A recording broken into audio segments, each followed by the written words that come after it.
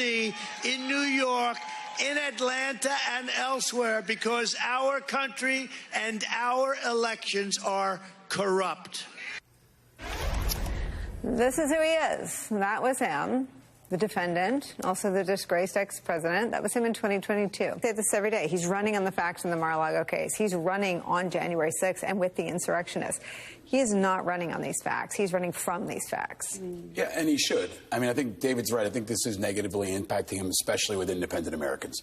And I talk to those folks. I cover this, and I see that a couple percentage points in key swing states starting to move away from him bit by bit, week by week, because he looks diminished, right? He looks weak. He looks constrained, and he wants to be Mr. Strong Guy, and he's getting pushed around by a judge. So I think over time that's going to wear on his persona. His margin of error is very low to slip up in public.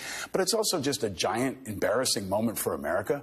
I mean, I think about the fact that my kids are watching this and seeing a former president displaying this kind of behavior and just being put through it, going through this. It's his own fault. But this is a really low moment for our country.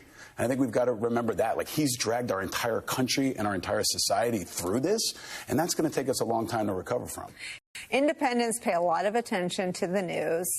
They make up their mind at the very end, and they are very sensitive to things that consume an entire news cycle for an extended period of time. I think those things still hold true. Yes, and that disrupt the practical working of our government. I mean, how much more could we be getting done on Ukraine and on Israel and on the border and on any other number of things if the whole country wasn't swamped up in this? And I think there's a real practical need to have politicians who can just get things done.